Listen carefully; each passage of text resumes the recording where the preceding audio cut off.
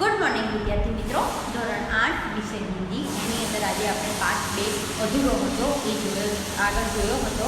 આજે અધૂરો પાઠ આપણે અહીંયા પૂર્ણ કરીએ कि हामिद ने ईदगाह में हामिद ने जो बच्चों के साथ मेले में गया था तो उसने क्या किया कि सब बच्चे ने तो खिलौने लिए, लेकिन हामिद ने क्या लिया, चिमटा लिया।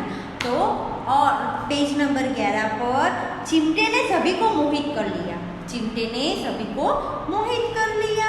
लेकिन अब पैसे किसके पास करे हैं। फिर मेले से बहुत दूर निकल आए हैं, धूप तेज हो रही है, घर पहुंचने की जल्दी भी लगी हुई है।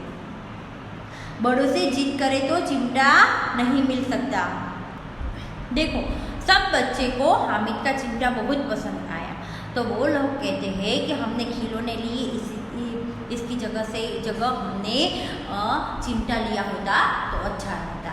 तो अब बड़ों से वह जिद भी नहीं कर सकते कि तुम मुझे चिमटा दिलाओ। कि औरों ने 3-3, 4-4 आने पैसे खर्च किए पर कोई काम की चीज़ न ले सका। हामिद ने 3 पैसों में रंग जमा लिए, 3 पैसों का चिमटा लिया लेकिन उसका रंग जम गया। सच ही तो है, खिलौना का क्या भरोसा, टूट फूट जाएगा। हामिद का चिमटा बना रहेगा बरसों बरस। मोहसिन ने कहा, जरा अपना चिमटा दो, हम भी देखें, तुम हमारा भिस्ती लेकर देखो।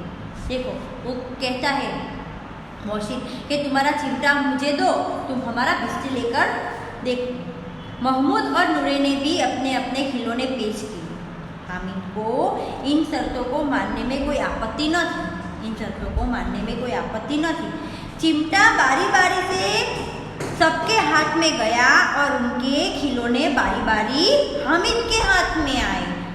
उनका बारी बारी खिलौना उसके पास गया और बारी बारी खिलौने हामिद के हाथ में आए। कितने खूबसूरत खिलौने थे, कितने खूबसूरत थे। रास्ते में महमूद को भूख लगी, उसके बाप ने उसको केला दिया। महमूद ने केवल हामिद को अपना साथी बनाया, उसके अन्य मित्र मुंह ताकते रह गए। यह उसे चिमटे का प्रभाव था। सब लोग चिमटे का प्रभाव देखकर स्तब्ध रहे। 11 बजे सारे गांव में हलचल मच गई। मेले वाले लौट आए।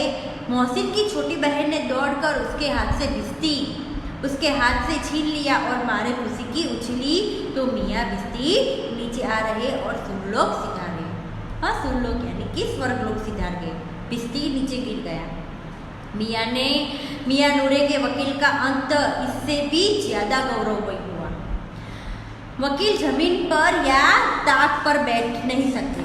वकील कहाँ बैठ सकते हैं, जमीन पर नहीं बैठ सकते। इनकी मर्यादा का विचार तो करना ही होगा।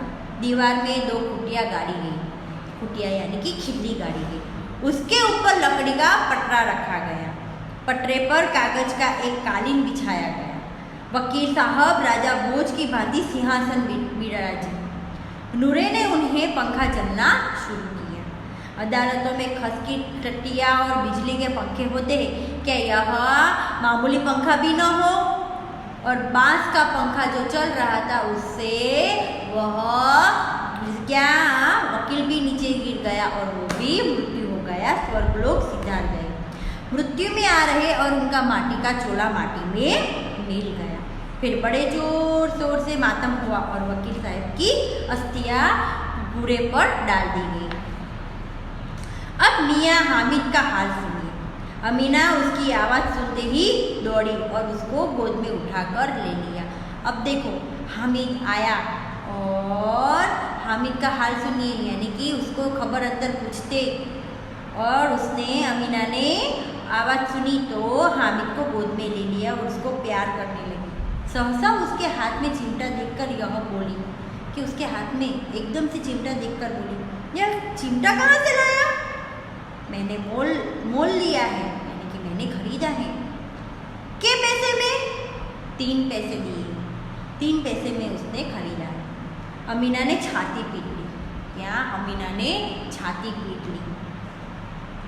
यह कैसा बेसमझ लड़का है कि दोपहर हुआ, कुछ खाया न पिया, तो लाया तो क्या लाया, सिर्फ चिमटा लेकर आया। सारे मेले में तुझे और कोई चीज़ ना मिली जो यह लोहे का चिमटा उठा ले आया?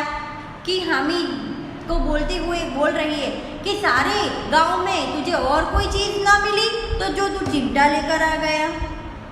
हामिद ने अपराधी भाव से कहा, तुम्हारी उंगलियां तवे पे जल जाती थी ना, इसलिए मैंने लिया। कि तुम्हारी उंगलियां तवे पे जल जाती थी ना, इसलिए मैंने लिया। बुढ़िया का क्रोध तुरंत स्नेह में बदल गया। बच्चे में कितना त्याग, कितना सद्भाव और कितना विवेक है। दूसरों को खिलौने लेते और मिठाई खाते देखकर इसका मन कितना ललचाया होगा। दूसरों ने जो लिया था, दूसरों ने जो लिया था मिठाई और सब कुछ, उसका खाने से कितना मन ललचाया होगा। इतना जब्त इससे हुआ कैसे, यानी कि इतना सब्र उसके पास कैसे हुआ। अमीना का मन गदगद हो गया। वह रोने लगी, दामन फैलाकर हामिद को दुआएं देती जाती थी और उसकी आंखों से आंसू की बड़ी बड़ी बूंदें गिरती जाती थी। अमीना क्या कर रही थी, हामिद को दुआएं देती जा रही थी और उसकी आंखों से गिर रही थी। तो विद्यार्थी मित्रों, मैं आपको कठिन शब्द का पेज दूंगी और आप लोगों को शब्दार्थ और मुहावरे अपनी नोटबुक में लिखना है।